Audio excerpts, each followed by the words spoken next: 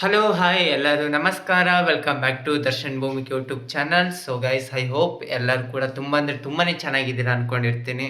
So guys, ಇವತ್ತೇನು vlog ಏನಂತನೂ ನೋಡ್ಕೊಂಡಿರ್ತೀರಾ. ವ್ಲಾಗ್ನ ನಾನು ಏನು ಅಂತ ಹೇಳೋಕ್ಕೆ ಹೋಗಲ್ಲ, ನಿಮಗೆ ನೋಡ್ತಾ ನೋಡ್ತಾನೆ ಗೊತ್ತಾಗಿರುತ್ತೆ ಏನು ಬಗ್ಗೆ ಬ್ಲಾಗ್ ಅಂತಾಗಿರುತ್ತೆ. ಸೊ ಗೈಸ್, ಭೂಮಿ ಕಿಚನಲ್ಲಿದ್ದಾಳೆ.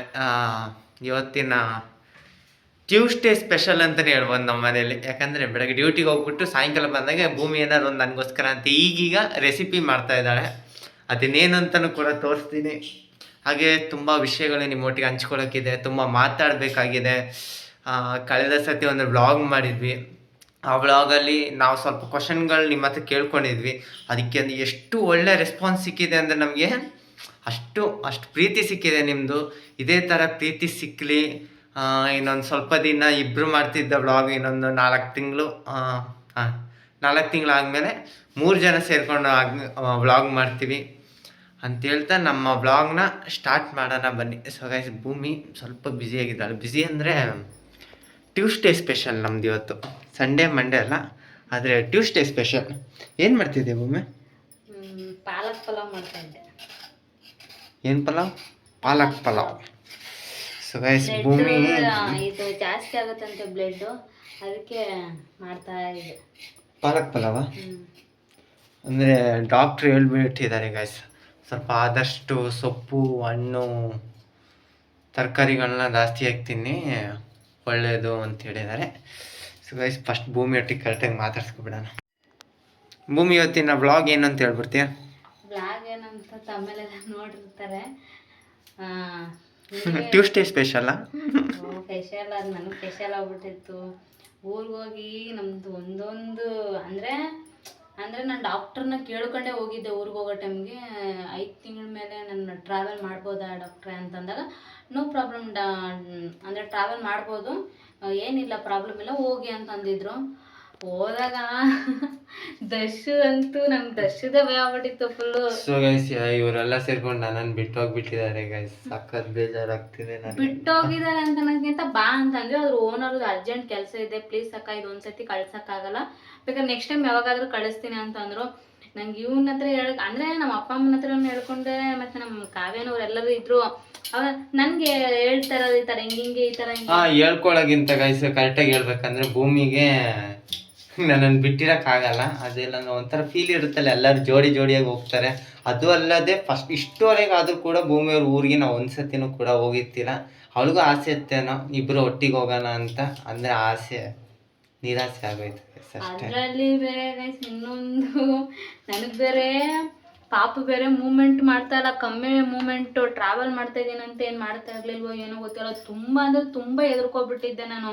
ದಶು ಬೇರೆ ಫೋನ್ ಮಾಡಿ ಹೇಳಿದ್ರೆ ಬೈತಾನೆ, ದಶು ಹೋಗ್ಬೇಡ ಅಂತ ಹೇಳಿದ್ದೆ ನಾನು ನಿನಗೆ, ಹೋಗಿದ್ಯಾ ಅಂತ. ಸ್ವಲ್ಪ ಅರ್ಜೆಂಟ್ ಕೆಲಸ ಇರೋದ್ರಿಂದ ನಾನು ಊರಿಗೆ ಹೋಗಿದ್ದು. ಸ್ವಲ್ಪ ನಮ್ಮದು ರೇಷನ್ ಕಾರ್ಡ್ದು ಏನೋ ಸೈನ್ ಹಾಕ್ಬೇಕಂತ ಅಂದ್ಬಿಟ್ಟು ಹೋಗಿದ್ದು. ನೋಡಿದ್ರೆ ಅಪ್ಪ ಅಂದರೆ ದಶು ಇದ್ದಿದ್ರೆ ನನಗೊಂಥರ ಕಂಫರ್ಟೇಬಲ್ ಇರ್ತಿತ್ತು. ಹಂಗಂದ್ರೆ ಯಾಕೆ ಅಂತ ಹೇಳಿದ್ರೆ ಏನೇ ಕೇಳಿದ್ರು ಕೂಡ ನಾನು ಫಸ್ಟ್ ತಂದ್ಕೊಡ್ತೀನಿ. ನೀರು ಗೀರು ಏನೇ ಅಂದ್ರೂ ಕೂಡ ಓಪನ್ ಆಗಿ ಹೇಳ್ಕೊಳಕ್ಕೆ ನಾನೊಬ್ಬ ಇರ್ತಿದ್ದೆ. ಅಂದರೆ ಎಲ್ಲರೊಟ್ಟಿಗೆ ಅಷ್ಟೊಂದೇನು ಓಪನ್ ಆಗಿರಲ್ಲ, ನನ್ನೊಟ್ಟಿಗೆ ಫ್ರೀಯಾಗಿ ಎಲ್ಲಾದ್ರೂ ಓಪನ್ ಆಗಿ. ಅಂದರೆ ಇವಳು ಜಾಸ್ತಿ ಬಸ್ಸಲ್ಲಿ ವಾಮಿಟ್ ಮಾಡ್ಕೊಳ್ತಾಳೆ, ಅದರಿಂದಾಗಿ ಆದರೆ ಕರ್ಕೊಂಡು ಹೋಗಲಿ. ಎಲ್ಲೇ ಹೋದರೂ ಕೂಡ ಇಷ್ಟವರೆಗೆ ಯಾವತ್ತೂ ಕೂಡ ಬಿಟ್ಟು ಹೋಗಿತ್ತಿಲ್ಲ. ನಾವು ಮದುವೆ ಆದಮೇಲೆ ಫಸ್ಟ್ ಟೈಮ್ ಗೈಸ್ ಬಿಟ್ಟು ದೂರ ಹೋಗಿದ್ರು. ಅಂದರೆ ತುಂಬಾ ಬೇಜಾರಾಯಿತು. ಅದು ಏನು ಬೇರೆ ಏನು ದಾರಿ ಇತ್ತಿಲ್ಲ. ಅಂದರೆ ನಮ್ಮಮ್ಮ ಸ್ಲೀಪಿಂಗ್ ಕೋಚೆಲ್ಲ ಕರ್ಕೊಂಡು ಹೋಗಿದ್ರು. ನಾನು ಪ್ರೆಗ್ನೆಂಟ್ ಅಲ್ಲ, ಸುಮ್ಮನೆ ಯಾಕೆ ಅಂತ. ಅಂದರೆ ನಾವೆಲ್ಲ ಅವಾಗೆಲ್ಲ ಗೌರ್ಮೆಂಟ್ ಬಸ್ಸಲ್ಲೇ ಹೋಗ್ತಿದ್ದೆ ಗೈಸ್, ಸುಮ್ಮನೆ ಬಿಲ್ಡಪ್ಪಾಗೆಲ್ಲ ಹೇಳ್ಕೊಳಕ್ಕೆ ಹೋಗಲ್ಲ, ಗೌರ್ಮೆಂಟ್ ಬಸ್ಸಲ್ಲೇ ಹೋಗ್ತಿದ್ದಿದ್ದು. ಈಗ ನಮ್ಮಮ್ಮ ನಾನು ಪ್ರೆಗ್ನೆಂಟ್ ಇದ್ದೀನಿ ಅಂತ ಅಂದ್ಬಿಟ್ಟು ಸ್ಲೀಪಿಂಗ್ ಕೋಚಲ್ಲಿ ಕರ್ಕೊಂಡು ಹೋಗಿದ್ರು. ಹೋಗೋ ಟೈಮಿಗೆ ಆರಾಮಾಗಿ ಹೋದೆ ಗೈಸ್. ಎಷ್ಟು ಅಂತಂದರೆ ನಿದ್ದೆ ಮಾಡ್ಕೊಂಡು ಎಲ್ಲ ಹೋದೆ. ಬರೋ ಟೈಮಿಗೆ ಅದು ಫುಲ್ಲು ಬಸ್ ಅಲ್ಲಾಡ್ದಂಗೆಲ್ಲ ನನಗೆ ಹೊಟ್ಟೆ ಫುಲ್ಲು ಒಂಥರ ಫೀಲ್ ಆಗೋದು. ಅಯ್ಯೋ ಮಗು ಬೇರೆ ನಿಜವಾಗ್ಲೂ ಮೂಮೆಂಟ್ ಜಾಸ್ತಿನೇ ಮಾಡ್ತಾಯಿಲ್ಲ ಊರಿಗೆ ಹೋದ್ಮೇಲೆ. ನನಗೆ ಹೋಟ್ಲೂಟ ಅಂತೂ ನನಗೆ ಪ್ರೆಗ್ನೆಂಟ್ ಆದಾಗಿಂದ ದಶಿಗೆ ಗೊತ್ತು, ತಿನ್ನಲ್ಲ ನಾನು ಜಾಸ್ತಿ. ಎಲ್ಲ ದಶಿ ನೀನೇ ನೋಡಿದೆ ಪ್ರಕಾರ. ನಾನು ಹೋಟ್ಲೂಟನೇ ನನಗೆ ಫುಲ್ಲು ಒಂಥರ ಗ್ಯಾಸ್ಟ್ರಿಕ್ ಆಗಿ ಎದೆ ಉರಿಯೋದು, ಫುಲ್ಲು ಒಂಥರ ಹೊಟ್ಟೆ ಉಬ್ಬ ಬರೋದು, ಆ ಥರ ಆಗ್ತೈತೆ ಅಂತ ಅಂದ್ಬಿಟ್ಟು ನಾನು ಹೋಟ್ಲೂಟನೇ ತಿನ್ನಲ್ಲ. ಏನಿದ್ರು ಮನೇಲೇ ಲೇಟ್ ಆದರೂ ಪರವಾಗಿಲ್ಲ, ಒಂದು 12 ಗಂಟೆ ಆದರೂ ಪರವಾಗಿಲ್ಲ, ಮನೆಯಲ್ಲೇ ಮಾಡ್ಕೊಂಡು ತಿನ್ನೋದು. ನನಗೆ ಹೋಟ್ಲೂಟ ಅಡ್ಜಸ್ಟ್ ಆಗ್ತಾಯಿಲ್ಲ. ಅದು ಆ ಟೈಮಲ್ಲಿ ಊಟ ಮಾಡಿಬಿಟ್ರೆ ವಾಮಿಟ್ ಮಾಡಿಬಿಡ್ತೀನಿ. ಏನು ಮಾಡೋದು ಅಂದ್ಕೊಂಡು ನಮ್ಮಮ್ಮ ಅಂತೂ ನಂಗೆ ಗೊಸಿ ಬೈದೆ. ನೋಡೋಣ, ಅದು ವಾಮಿಟ್ ಮಾಡಿದ್ರೂ ಪರವಾಗಿಲ್ಲ, ನೀನು ಊಟ ಮಾಡಂತ ನಮ್ಮಮ್ಮ ಒಂದು ರೊಟ್ಟಿ ತಿನ್ಸಿದ್ರು ಅದೇ ಡಾಬಾದಲ್ಲಿ. ನಿಮ್ಮ ಸೈಡು ಉತ್ತರ ಕರ್ನಾಟಕ ಸ್ಪೆಷಲ್ ಜೋಳ ರೊಟ್ಟಿ. ರೊಟ್ಟಿ ಅಂದ್ರೆ ಜೋಳದ ರೊಟ್ಟಿ ಅಂತ, ಅದು ಅಕ್ಕಿ ರೊಟ್ಟಿನೇ ಅನ್ಸುತ್ತೆ ಮೋಸ್ಟ್ಲಿ, ಜೋಳದ ರೊಟ್ಟಿ ಅನಿಸ್ತಿಲ್ಲ ನಮಗೆ. ತಿನ್ಕೊಂಡು ಎಲ್ಲ ಆರಾಮಾಗಿದ್ವಿ. ಅಂದರೆ ಮೂಮೆಂಟ್ ಕಮ್ಮಿ ಮಾಡ್ತೈತೆ. ನನಗೆ ಭಯ ಆಗ್ಬಿಟ್ಟೈತೆ, ಏನಾಯ್ತು ಮೂಮೆಂಟ್ ಮಾಡ್ತಾಯಿಲ್ಲ ಅಂತ ಫುಲ್ ಅಂದ್ರೆ ಫುಲ್ ಎದುರ್ಕೊಬಿಟ್ಟಿದೆ ಗೈಸ್ ನಿಜವಾಗ್ಲೂ. ನನಗೆ ಆ್ಯಕ್ಚುಲಿ ಆಗಿ ಹೇಳ್ಬೇಕಂದ್ರೆ ಗೈಸ್ ಈ ಮ್ಯಾಟ್ರೇ ಗೊತ್ತಿತ್ತಿಲ್ಲ. ಅಕಸ್ಮಾತ್ ಏನಾದರೂ ಅಲ್ಲೇನಾರು ಹೇಳ್ಬಿಟ್ಟು ಸಾಮಾನ್ಯ ಸೆರ್ಸೆರಾಗಿ ಬೈದಾಕ್ಬಿಡ್ತಿದ್ದೆ ನಾನು. ಯಾಕೆ ಹೋದೆ ಅಂತ ನಾನು ಆ್ಯಕ್ಚುಲಿಯಾಗಿ ಹೇಳಿದೆ, ನೋಡು ಭೂಮಿ ನಾನು ಬರೋಕ್ಕಾಗಲ್ಲ, ನೀನು ಹೆಂಗೆ ಹೋಯ್ತೀಯೋ ಪರವಾಗಿಲ್ಲ, ಆದರೆ ಮಗು ಮಾತ್ರ ಹುಷಾರು ಅಂತ ಹೇಳ್ಬಿಟ್ಟು ಕಳಿಸಿದ್ದೆ. ಅಕಸ್ಮಾತ್ ಇದನ್ನೇನೋ ಮುಂಚೆನೇ ಹೇಳಿದೆ ಅಂತ ಮಾರ ಬೈಸ್ತೀನಿ.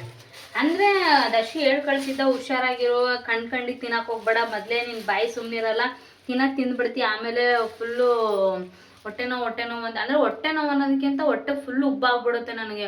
ಅಂದ್ರೆ ಎದೆ ಮೇಲೆ ಫುಲ್ಲು ಎದೆ ಉರಿ ಗೈಸ್, ನನಗೆ ಹೆವಿ ಎದೆ ಉರಿಯುತ್ತೆ. ಮಾತ್ರ ನೀರು ಕುಡಿದ್ರಾಗ್ಲಿ ಮತ್ತೆ ಏನೇ ತಿಂದ್ರು ಅಷ್ಟೇ, ನಾರ್ಮಲಾಗಿ ಕೂತ್ಕೊಂಡಿದ್ರೆ ನನಗೆ ಹೆವಿ ಎದೆ ಉರಿಯುತ್ತೆ. ಅಜ್ವಾನ್ ತಿಂತೀನಿ, ಹಂಗೂ ನಂಗೆ ಜೀರ್ಣಶಕ್ತಿ ಆಗಲ್ಲ, ಫುಲ್ಲು ನನಗೆ ಎದೆ ಅಂದ್ರೆ ಫುಲ್ಲು ಉರಿಯುತ್ತೆ.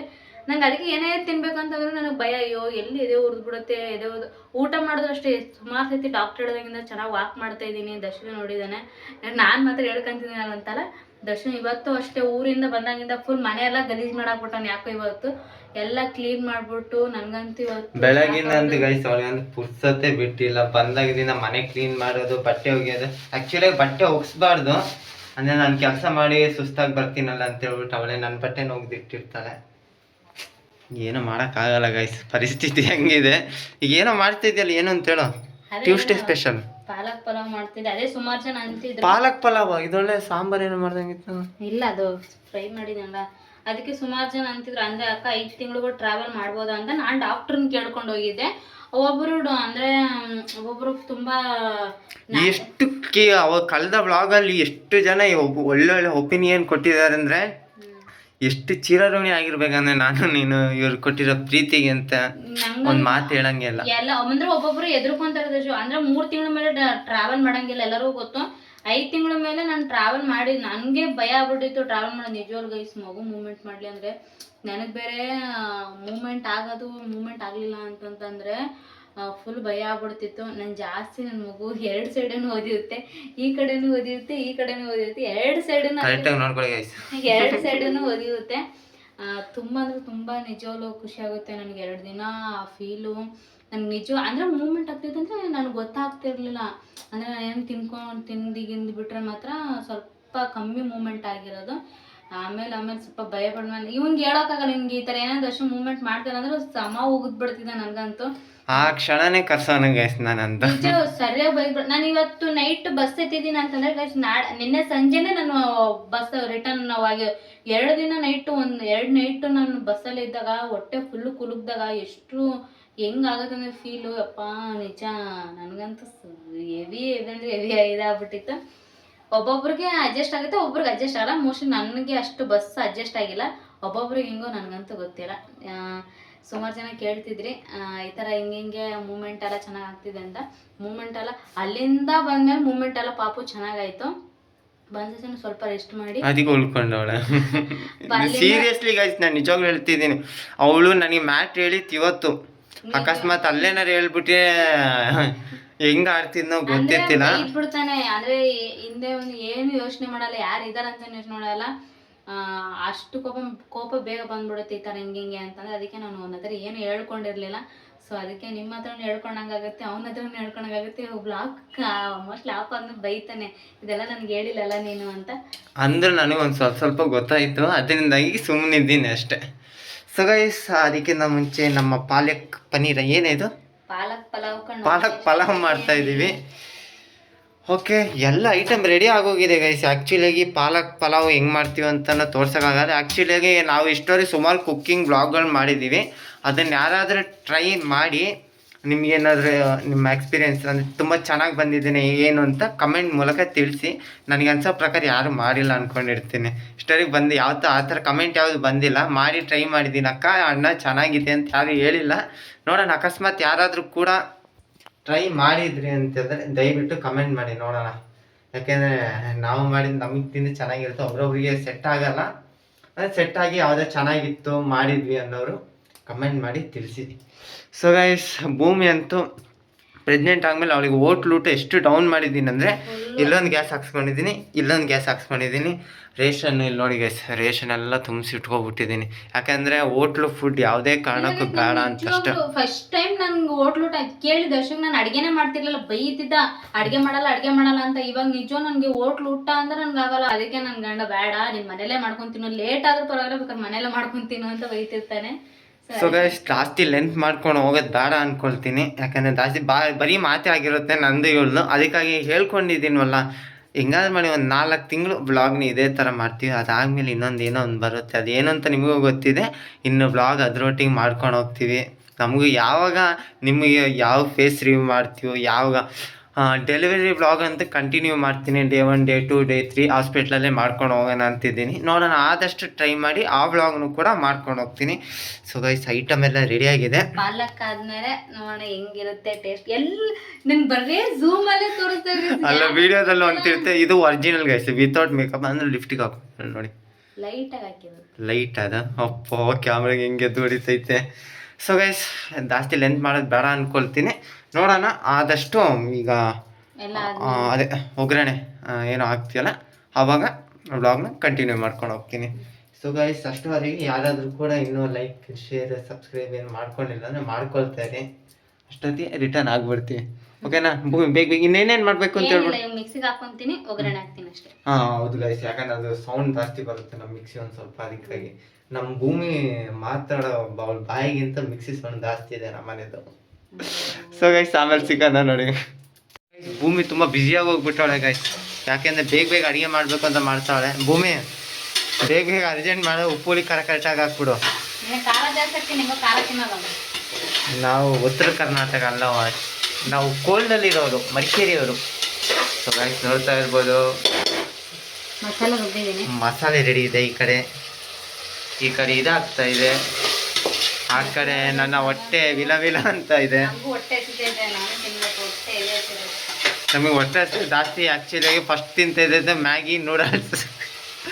ಇವಾಗ ನಮ್ಮ ಪಾಪುಗೋಸ್ಕರ ನಾವು ವೆರೈಟಿ ಮಾಡ್ತಾಯಿದ್ದೀವಿ. ಯಾಕೆಂದರೆ ನಾವು ತಿನ್ನಿಲ್ಲ ಅಂದ್ರೆ ಅದು ತಿನ್ನಲ್ಲ. ಹಾಂ, ಅಂದರೆ ಅದಕ್ಕೊಂದು ಸ್ವಲ್ಪ ಇರಲಿ ಅಂತ. ನಾನು ಅಡುಗೆ ರೂಮಲ್ಲಿ ಇರೋದಿಲ್ಲ ಅಂತಂದ್ರೆ ಹೋಗಿ ಮಂಚದ ಮೇಲೆ ಮಲ್ಕೊಂಡ್ಬಿಡ್ತಿದ್ದೆ. ನಂಗೆ ಸುಸ್ತಾಯ್ತಿರ್ಬೇಕು, ಆಗಲ್ಲ ಅಂತಂದ್ರೆ ದಶು ಹೋಟ್ಲಿಗೆ ತಂದು ಕೊಟ್ಬಿಡ್ತಿದ್ದ. ಈಗ ಆ ಥರ ಹೇಳೋಕ್ಕಾಗಲ್ಲ, ಯಾಕಂದರೆ ಆ ಥರ ಏನು ಹೇಳೋದು ನಾನೇ ಅದು ಅನ್ಭೋಗ್ಸೋದು, ಎದೆ ಉರಿ, ಹೊಟ್ಟೆ ಉಬ್ಬು, ಹಂಗೆ ಹಿಂಗೆ ಅಂತ ಅನ್ಭೋಗ್ತೀನಿ. ಅದಕ್ಕೆ ನಾನು ಬೇಡ, ನಾನೇ ಮಾಡ್ಕೊತಿರ್ತೀನಿ, ಕಷ್ಟ ಆದ್ರೂ ಪರವಾಗಿಲ್ಲ ಅಂತ. ಎಷ್ಟೊತ್ತಾಗುತ್ತವ ಇನ್ನು? ಆಯ್ತು, ಮಸಾಲೆ ಹಾಕಿ ಅಕ್ಕಿ ಹಾಕ್ಬಿಟ್ರೆ ಆಯ್ತು, ಫಿನಿಶ್. ಝೂಮಲ್ಲಿ ತೋರಿಸಿದೀನಿ ಗಾಯ್ಸ್, ನೋಡ್ತಾ ಇರ್ಬೋದು. ಮೊಬೈಲ್ ಲೈಟ್ ಬೇರೆ ಆಗ್ತಾ ಹೋಗ್ತಿದೆ ನೋಡಿ. ಒರಿಜಿನಲ್ ಫೇಸ್ ಅವಳು ಹೆಂಗಿದ್ದಾಳೆ ಅಂತ ನೋಡಿ. ಸೊ ಗೈಸ್, ನೋಡ್ತಾ ಇರ್ಬೋದು, ಓಪನ್ ಆಯಿತು. ಗಮ್ ಅಂತ ಇದೆ. ಗಮ್ಮಂತೈತೆ ಇಲ್ಲ, ಸುಮ್ಮನೆ ಹೇಳ್ತಿದ್ಯೋ. ನಿಜವಾಗ್ಲು ಬಾಯಲ್ಲೆಲ್ಲ ನೀರು ಬರ್ತಾ ಇದೆ ನನಗೆ ಅಂತ. ಪಂಪಂ, ನನ್ನ ಹೆಂಡತಿ ಏನೋ ಮಾಡಿದ್ದಾಳೆ ಇವತ್ತು. ಮಾಡ್ತೀನಿ ಗೈಸ್, ಬರೇನೆ ಯಾವಾಗೋ ಒಂದ್ಸತಿ ಮಾಡಿರೋಳ್ತಾಳೆ ಹೇಳ್ತಾನೆ. ಮಾಡಿಲ್ಲ ದಶ ಮಾಡಿದ್ದು, ಯಾರು ಹೇಳಿದ್ರು ಮಾಡಿಲ್ಲ ಅಂತ? ಸಖತ್ತಾಗಿದೆ ಇದು. ನೋಡಬೇಕು, ಟೇಸ್ಟ್ ನೋಡಬೇಕು ಅಷ್ಟೇ ಗೈಸ್. ಟೇಸ್ಟ್ ಮಾಡೋ ಟೈಮಿಗೆ ಸ್ಟಾರ್ಟ್ ಮಾಡ್ತೀವಿ. ಇವಾಗ ಫಸ್ಟ್ ತಿನ್ನೋದು ಮೊಸರು ತೊಗೊಬಾ ಅಂತ ಹೇಳಿದ್ದೀನಿ ದಶಗೆ. ಇವಾಗ ತೊಗೊಬರ್ತಾನೆ, ಹಾಕ್ಕೊಂಡು ಬರ್ತಾ ತಿಂದು ಮಾಡ್ಕೊಳ್ಳೋದು ಅಷ್ಟೇನಾ? ಬೇರೆ ನಿನ್ನ ಸಬ್ಸ್ಕ್ರೈಬರ್ಗೆ ಏನು ಹೇಳೋಕ್ಕೆ ಇಷ್ಟ? ಬೇರೆ ಏನಿಲ್ಲ ಗೈಸ್, ಹೆದರ್ಕೊಳ್ಳೋದು ಅಂದರೆ ಹೆದರ್ಕೊಂಡಿದ್ದೆ ನಾನು. ಹೆದರ್ಕೊಳ್ಳೋದು ಅಂತ ಏನಿಲ್ಲ. ಬೇಬಿ ಮೂಮೆಂಟ್ ಎಲ್ಲ ಚೆನ್ನಾಗಿ ಆಗ್ತೈತಿ ಈಗ. ಅಂದರೆ ಚೆನ್ನಾಗಿ ನೀರು ಕುಡಿದೆ, ಒಂದು ಸ್ವಲ್ಪ ಬಂದು ರೆಸ್ಟ್ ಮಾಡಿದ್ಮೇಲೆ ಬೇಬಿ ಮೂಮೆಂಟ್ ಪರವಾಗಿಲ್ಲ, ಚೆನ್ನಾಗಿ ಓದಿತೈತೆ ಪಾಪ. ಓಕೆನಾ? ಏನು ಪ್ರಾಬ್ಲಮ್ ಇಲ್ಲ. ಯಾರು ಕೂಡ ಟೆನ್ಷನ್ ತಗೊಳ್ಳೋದು ಬೇಡ ಅಂತ ಹೇಳ್ತೀಯಾ? ಅಂದರೆ ಟೆನ್ಷನ್ ತಗೊಳ್ಳೋದಕ್ಕಿಂತ ನಿಮಗೆ ಗೊತ್ತೇ ಗೈಸ್, ಎಷ್ಟು ಆಡ್ಕೊಂಡ್ಬಿಡ್ತಾರೆ ಆಮೇಲೆ ಅಂತ. ಓ ಏನೋ ಹಿಂಗೆ ಮಾಡಿದ್ರು, ಹಂಗೆ ಮಾಡಿದ್ರು ಅಂತ ಆಡ್ಕೊಬಿಡ್ತಾರೆ. ಅದೇ ಬೇಜಾರು ನನಗೆ. ನನಗೇನಾದ್ರು ಪರವಾಗಿಲ್ಲ, ನಾನು ಬೇಬಿಗೆ ಅಷ್ಟು ಕೇರ್ ಮಾಡ್ತೀನಿ ನಾನು. ನಿಮಗೆ ಗೊತ್ತು, ಅವಳು ಕೇರ್ಲೆಸ್ ಮಾಡೋದು, ಅದಕ್ಕೆ ಹಂಗಾಯ್ತು ಹಿಂಗಾಯ್ತು ಅಂತಾರೆ. ಅದಕ್ಕೆ ನಾನು ಕೇರ್ಲೆಸ್ ಮಾಡಿಲ್ಲ. ಡಾಕ್ಟ್ರನ್ನ ಕೇಳ್ಕೊಂಡೇ ಹೋಗಿರೋದು ಟ್ರಾವೆಲ್ ಮಾಡ್ಬೋದಾ ಅಂತ. ಟ್ರಾವೆಲ್ ಮಾಡ್ಬೋದು ಅಂದಿದ್ದಕ್ಕೆ ನಾನು ಟ್ರಾವೆಲ್ ಮಾಡಿರೋದು. ಸೊ ನನ್ನ ಬೇಬಿ ಆರಾಮಾಗಿ ನಿದ್ದೆ ಮಾಡ್ತೈತಿ. ತಿಂದಾದ್ಮೇಲೆ ಮತ್ತೆ ಒದಿರುತ್ತೆ, ಆರಾಮಾಗಿ ಐತೆ ಬೇಬಿ. ಸೊ ಗೈಸ್ ತುಂಬಾ ಹೊಟ್ಟೆ ಸಿಕ್ತಿತ್ತು ನನಗಂತೂ. ಅವ್ಳು ಬರೋಕ್ಕಿಂತ ಮುಂಚೆನೇ ನಾನು ಸ್ಟಾರ್ಟ್ ಮಾಡ್ಕೊಬಿಟ್ಟಿದ್ದೀನಿ ತಿನ್ನೋಕ್ಕಂತ. ನಾನು ಏನಂತ ಹೇಳ್ಬೇಕಂತ ಹೇಳು. ಚೆನ್ನಾಗಿದೆ, ಅದೇ ಮಾಮೂಲಿ ಇರುತ್ತೆ ಗೈಸ್, ಅದರಲ್ಲಿ ಏನು ಸ್ಪೆಷಲ್ ಇರಲಿಲ್ಲ. ಸೊ ಅದೇ ಇದೇ ಹಾಂ ಚೆನ್ನಾಗಿದೆ ಗೈಸ್, ಸೀರಿಯಸ್ಲಿ ತಿಂದರೆ ಚೆನ್ನಾಗಿದೆ. ತಿಂದಾಯ್ತೀನಿ, ಬರೋಕ್ಕಿಂತ ಮುಂಚೆನೇ ಟೇಸ್ಟ್ ಮಾಡ್ತಾ ಇದ್ದೀನಿ ನಾನು. ಸೊ ಗೈಸ್ ಇವತ್ತಿನ ವ್ಲಾಗ್ ಏನು ಅಂತ ನಿಮಗೂ ಗೊತ್ತಾಗಿದೆ. ಯಾಕೆಂದರೆ ಭೂಮಿ ನನ್ನನ್ನು ಬಿಟ್ಟು ಊರಿಗೆ ಹೋಗಿದ್ಲು. ಅದು ಅಲ್ಲದೆ ಒಂದು ಬೈಸ್ಕೊಳ್ಳೋಂತಾನೆ ಕೆಲಸ ಮಾಡ್ಕೊಬಂದಿದ್ಲು. ಅಂದರೆ ಅಂಥದ್ದೇನು ಸೀರಿಯಸ್ ಆಗಿ ಏನಾಗಿತ್ತಿಲ್ಲ, ಏನೋ ಅಂದ್ಕೊಂಡಿತ್ತೇನೋ ಅನ್ಸ್ಕೊಂಡಿದ್ದೇನೆ, ಹಂಗೆ ಅಂದ್ಕೊಂಡಿದ್ದೀನಿ. ಸೊ ಗೈಸ್ ನಮ್ಮ ಬ್ಲಾಗ್ನ ಇಲ್ಲೇ ಎಂಡ್ ಮಾಡ್ತಾಯಿದ್ದೀವಿ, ಯಾಕೆಂದರೆ ತುಂಬ ಲೆಂತ್ ಆಗಿಬಿಟ್ಟಿದೆ. ನೆಕ್ಸ್ಟ್ ಕಂಟಿನ್ಯೂ ಬ್ಲಾಗ್ ಬರ್ತಾ ಇರುತ್ತೆ. ಇದಾದಮೇಲೆ ಇನ್ನೊಂದು ಬ್ಲಾಗ್ ಇರುತ್ತೆ ಭಾನುವಾರ ವಾರಕ್ಕೆ 2 ಬ್ಲಾಗ್ ಮಾಡ್ಕೊಂಡು ಹೋಗ್ತಾ ಇರ್ತೀವಿ. ಓಕೆ ಎಂಡ್ ಮಾಡೋಣ. ಹೇಳ್ಬಿಡು, ನೀನು ಹೇಳ, ನಾನೇ ಅಷ್ಟೇ ಗೈಸ್, ಏನಿಲ್ಲ. ಸೊ ನನ್ನ ಮನಸ್ಸಲ್ಲಿರೋದು ನಿಮ್ಮ ಹತ್ರ ಹೇಳ್ಕೊಬೇಕು ಅನ್ನಿಸ್ತು, ಹೇಳ್ಕೊಂಡೆ. ಸೊ ನೀವು ಹೇಗೆ ಕಮೆಂಟ್ ಹಾಕ್ತೀರಾ ಅಂತ ನೋಡಬೇಕು, ನೋಡೋಣ. ಓಕೆ ಗಾಯ್ಸ್, ಟಾಟಾ, bye bye, love you all. ಇನ್ನೂ ಯಾರ್ಯಾರು ಕೂಡ ನಮ್ಮ ಚಾನಲ್ ನೀನು ಸಬ್ಸ್ಕ್ರೈಬ್ ಆಗಿಲ್ಲ, ಫಸ್ಟ್ ಹೋಗಿ ಸಬ್ಸ್ಕ್ರೈಬ್ ಆಗಿ. ಟಾಟಾ, ಬೈ.